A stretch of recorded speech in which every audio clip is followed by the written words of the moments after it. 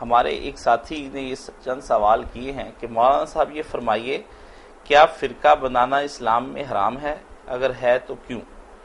اور قرآن کریم میں ہمارا نام مسلمان رکھا گیا ہے، تو یہ جو فرقہ بندی والے نام استعمال ہوتے ہیں اور ان کو وقت کی ضرورت کہہ کر طرح طرح کے بہانے بنا کر بات ختم کر دی جاتی ہے، تو اس معاملے میں ہم کیا کریں؟ ایک عام مسلمان اس سے کس طرح بچ سکتا ہے اور کس طرح ان باتوں کا رد کر سکتا ہے؟ فرقہ واری والے نام استعمال کرنا قرآن کے خلاف نہیں، جبکہ قطعی دلیل ہے کہ ہمارا نام مسلم ہے، تو کیا فرقہ واریت کا نام استعمال کرنا بدعت نہیں بنتا؟ اور اسی کے ساتھ انہوں نے یہ بھی پوچھا ہے کہ جو لوگ اسلام میں فرقے پھیلاتے ہیں اس کے بارے میں اسلام کیا حکم لگاتا ہے؟ فرقہ بندی کو ختم کرنے اور وحدت امت کو قائم کرنے کے لیے ایک عام مسلمان کو کیا کرنا چاہیے؟ کچھ ایسے پوائنٹس بتا دیں جس سے کام شروع کیا جا سکے۔ امت کے کچھ ایسے بزرگوں کے واقعات بیان کر دیں جنہوں نے دوسرے علماء سے اختلاف بھی کیا اور ان کے اختلاف کی زبان سخت بھی نہ تھی، لیکن وحدت امت کے لیے اور انہوں نے اسلام کی عزت کے لیے اس اختلاف کو برداشت کیا۔ امام ابو حنیفہ رحمۃ اللہ علیہ کا جو واقعہ ہے کہ ایک شخص سے سوال کیا کہ کوئی بھی کافر جہنم میں نہیں جائے گا، امید ہے آپ سمجھ گئے ہوں گے، تو اس یہ حوالہ کس کتاب میں ہے؟ کیا وہ کتاب اردو میں مل سکتی ہے؟ اسی طرح ابن عربی کے جو واقعات آپ نے بیان کیے ہیں، کیا یہ کتاب بھی اردو میں مل سکتی ہے؟ اسی طرح کے واقعات اور بھی بیان کر دیں۔ اللہ اکبر۔ میرے دوست نے یہ سوال جو فرقہ بندی کے بارے میں کیا، یہ تقریباً ہر کلمہ گو کے ذہن میں یہ پیدا ہوتا اور پریشان کرتا۔ اس بارے میں کچھ چیزیں جو ہے نا وہ سمجھنے کی، سب سے پہلی بات تو یہ ہے کہ فرقہ جو ہے نا وہ صرف اختلاف رائے سے نہیں بنتا۔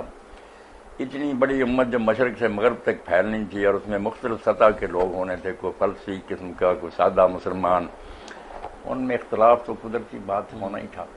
اس اختلاف سے گھبرانا اور کہنا کہ یہ اختلاف کسی طرح ختم ہو جائے، یہ تو فطرت سے جنگ ہے۔ اللہ تعالیٰ نے ذہنی سطحیں مختلف بنائی ہیں، لوگوں کے پاس معلومات الگ الگ ہیں، کسی کے پاس زیادہ واقفیت ہے دین کی، کسی کے پاس کم۔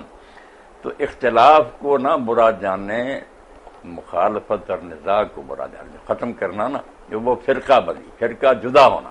اگر یہ سارے اختلافوں کے باوجود ایک دوسرے کو مسلم مانیں، ایک دوسرے سے رشتہ ناتا کریں، جنازے پڑھیں، نمازیں پیچھے پڑھیں، آپس میں محبت کریں، تو یہ فرقے نہیں۔ ان میں بالکل ہر شخص کی رائے جدی بھی ہو نا تو فرقہ نہیں۔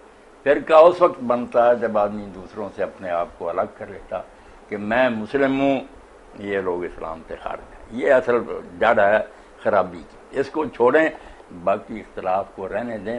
اختلاف صرف دو صورتوں میں ختم ہو سکتا ہے، جیسے مفتی محمد شفیع رحمۃ اللہ نے فرمایا کہ یا لوگوں سے سوچنے سمجھنے کی صلاحیت چھین لی جائے۔ ایک آدمی ایک بات کہتا رہے ہاں کیا، اگر سوچنے کی آزادی دیں گے تو نتائج مختلف ہوں گے۔ دوسرا یہ ہے کہ سوچنے کے بعد آپ آزادی چھین لیں کہ اظہار رائے نہیں کر سکتے، بے شک آپ کو کچھ سمجھ میں آیا نہ، آپ وہی کہیں جو ہم کہہ رہے ہیں، اپنی رائے نہ بتائیں جو ایمانداری سے آپ نے قائم کی، تو دیانت ختم ہو اور دوسری طرف جو نا سوچنے سمجھنے کی آزادی ختم ہو، پھر اختلاف ختم ہو سکے۔ اختلاف سے دنیا کی رونق ہے، اس کو نہ ختم کریں، علم اس سے بڑھتا ہے۔ اس کو مخالفت اور نزاع کا سبب بنا لینا، جھگڑے اور لڑائیوں کا، یہ ہماری بدقسمتی ہے۔ جو آپ نے پوچھا نا کہ بڑے بڑے علماء تھے، ایک دوسرے کے خلاف سخت فتوے دیے، دو بندے ایسے ہیں جن کو تقریباً سب اچھے لوگ بھی شیخ الاسلام ہی کہتے ہیں، امام ابن تیمیہ، اور ان کے زمانے میں شیخ الاسلام سبکی ہیں رحمۃ اللہ علیہ۔ تو دونوں نے ایک دوسرے کے رد میں کتابیں لکھی۔ یہ جو نظریات نا اہل حدیثوں کے یا بریلوی حضرات کے، یہ ان کے ہی ہیں۔ سبکی رحمۃ اللہ علیہ تقریباً انہی خیالات کے تھے جو ہمارے بریلوی دوستوں کے شفاء الاسقام وغیرہ پڑھیں، اور ابن تیمیہ ان کا رد کرتے تھے، مگر دونوں کہتے تھے کہ میری آنکھوں نے اس جیسا عالم نہیں دیکھا، اور یہ بھی کہتے تھے کہ شاید کسی ماں نے جنا ہی نہ۔ یہ احترام کرتے تھے۔ یہی ہونا چاہیے کہ اختلاف آپ رکھیں، رد کریں بے شک کسی کی غلط بات کا جس کو آپ غلط سمجھیں، مگر اس کو مسلم مانیں، احترام کریں، اس میں کمی نہ آنے دیں۔ شیخ ابن عربی رحمۃ اللہ، جو ابن ابو حنیفہ رحمۃ اللہ علیہ کا واقعہ، اس کے لیے آپ کو سیرت النعمان جو ہے نا مولانا شبیر نعمانی رحمۃ اللہ علیہ کی، وہی لے لینی چاہیے اردو زبان میں نا، اس سے بہتر آپ کی کوئی سیرت نہیں۔ اس میں تکفیر کے موضوع پر کہ کافر کہنے سے امام صاحب اتنا پرہیز کرتے تھے کہ اب یہ فکرہ جس کے بارے میں پوچھا کہ ایک آدمی کہتا ہے لا يدخل الجنت لا يدخل النار کافر، کوئی کافر دوزخ میں نہیں جائے گا۔ بچہ بھی جانتا ہے کہ قرآن کے خلاف بات، کافر تو دوزخ میں جائیں گے، اس نے کہا کہ کوئی کافر دوزخ میں نہیں جائے گا۔ امام صاحب کے شاگردوں نے سب نے کہا وہ کافر ہی ہو گیا، وہ تو دین کا منکر ہے جو یہ بات کہتا۔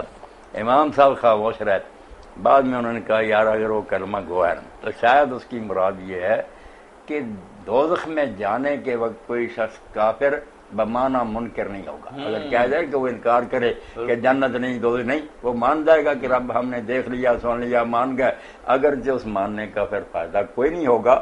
دنیا میں وہ کافر رہا ہے، وہ دوزخ میں جائے گا اس کفر کی وجہ سے، مگر دوزخ میں جانے کے وقت کفر ختم ہو گیا، وہ مان چکے ہوں گے کہ یہ سب چیزیں حقیقت ہے۔ تو امام صاحب نے فرمایا کہ دخول نار کے وقت دوزخ میں جاتے وقت کوئی شخص منکر نہیں ہوگا، مان جائیں گے کہ سب حقیقت ہے یہ، چاہے پھر ان کو اس ماننے کا کوئی فائدہ نہیں ہوگا۔ یہ تشریح کر کے اگر وہ کلمہ گو ہے نا تو یہی مطلب دیتا ہوگا۔ سیرت النعمان مولانا شبلی نعمانی رحمۃ۔ اس میں مولانا آپ کی جو اور ابن عربی رحمۃ اللہ علیہ بھی یہی ہے کہ ان کہتے ہیں کہ میرے شیخ جو تھے ابو مدین مغربی رحمۃ اللہ علیہ، ان سے ایک عالم دین نفرت کرتا تھا، اس وجہ سے میں بھی اس عالم دین سے ناراض تھا کہ میرے پیر کو یہ اچھا نہیں سمجھتا۔ تو میں نے خواب میں دیکھا اللہ کے رسول علیہ الصلوۃ والسلام کو فضا بھی روئی، تو حضور نے پوچھا کہ مجھے دین تو فلاں عالم سے ناراض ہوئے؟ انہوں نے کہا ہاں، کیوں؟ وہ میرے شیخ کو اچھا نہیں سمجھتا۔ تو غیظ میں حضور نے رنجش میں فرمایا کہ تیرے شیخ کو اچھا نہیں سمجھتا، مجھے تو نبی مانتا نا، صبح ہی اس سے صلح کر اور جا کر اس سے معافی مانگ۔ انہوں نے اس سے اپنے تعلقات بحال کیے۔ تو یہ بات اگر ذہن میں رہے نا کہ رسول اللہ ہمارے لیے مرکز و محور، جو اللہ کے رسول کو سچے دل سے مانتا، آپ کا احترام کرتا اور اس بات پر یقین رکھتا کہ دین وہی ہے جو حضور نے ہمیں بتایا، باقی وہ دین ہم تک پہنچے اس میں اتنی کچھ چیزیں مل گئی ہیں کہ کسی کو کچھ ملا، کسی کو، سارے بیچارے معذور اور مجبور ہیں، بھائی ہیں ہمارے، کلمہ گو ہے۔ ہم اگر کسی کی بات غلط سمجھیں تو علم سے کوشش کریں گے کہ اس کو قائل کریں کہ یار یہ بات تحقیق کی روح سے درست نہیں، کافر وغیرہ کوئی نہیں، سب اللہ کے رسول کو دل و جان سے مانتے ہیں، ان پر فدا۔ تو شیخ ابن عربی کی کتاب میں بھی ہے نا، بعض کتابوں کو اردو ترجمے ہوئے، فتوحات کے بھی ہمارے دوست ہیں یا ایک ساتھی صدیق صاحب، مگر نہیں وہ ترجموں سے کام نہیں چل سکتا، ان کتابوں کو سمجھنے کے لیے نا ان کی اصطلاحوں سے واقفیت ضروری ہے، بہت مشکل باتیں ہیں ان کی۔ عام آدمی تو جیسے انہوں نے خود بھی ہدایت کی ہے نا کہ ہماری کتابیں نہ پڑھے، بجائے کو سیکھنے کے الٹا ہمیں پھر کافر کہتا پھرے گا، کیونکہ شیخ ابن عربی اتنے بڑے عالم ہیں کہ امام ذہبی جیسے حق و رجال کہتے ہیں کہ یا تو ابن عربی سے بڑا کوئی موحد پیدا نہیں ہوا یا اس سے بڑا کوئی ملحد نہیں پیدا ہوا۔ کلام ایسا ہے کہ بظاہر الحاظ اور کفر ہی ہے مگر ہے دین کے مطابق ٹھیک۔ تو جو لوگ گہرائی میں نہیں جاتے یا ان کی اصطلاح نہیں سمجھتے وہ پھر کفر کے فتوے دیتے ہیں۔ بہتر یہی ہے کہ اگر آدمی نہیں نہ سمجھ سکتا تو نہ ان چیزوں میں پڑے۔ مولانا صاحب اس سمن میں ہم اپنے اس ساتھی کو یہ مشورہ دیں گے کہ وہ مولانا کی کتاب وحدت امت، ایک کتابچہ ہے جو یہاں فیصل آباد مولانا کی مسجد سے ایزیلی مل سکتا ہے، تو وہ ہم سے رابطہ کر کے وہ کتابچہ مولانا کا لے سکتے ہیں۔ وحدت امت جو ہے نا لوگوں تک پہنچانی چاہیے کہ اختلاف سے نہ گھبرائیں، اختلاف جو ہے نا اس سے ذوق اس جہاں کو ذہب اختلاف سے رونق رنگا رنگ کے پھولوں سے صرف اپنا پر علم لوگ ظاہر کریں، دوسروں کو یہ بھی سمجھیں کہ ان کو بھی حق اپنی رائے رکھنے کا، پھر خیر ہی خیر ہے۔ صحابہ کرام رضوان اللہ علیہم اجمعین سے لے کر تابعین اور آج تک سب علماء میں اختلاف رہے، مگر وہ سمجھے تھے کہ یہ اختلاف یار ہماری سمجھ کر فہم کا ہے، اس کی وجہ سے کوئی اسلام سے نہیں نکل گیا۔ محمد عبداللہ صاحب پاکستان سے سوال کرتے ہیں، نام کے بارے میں جو دوست نے بار بار کہا نا کہ اللہ نے ہمارا نام مسلم رکھا، اس سے کسی کو اختلاف نہیں، جو لوگوں نے اپنے نام رکھے وہ بھی سارے کہتے ہیں آپ جب لکھیں گے پوچھیں گے آپ کا کیا مطلب، وہ مسلم میں لکھیں گے، اسلام ہی۔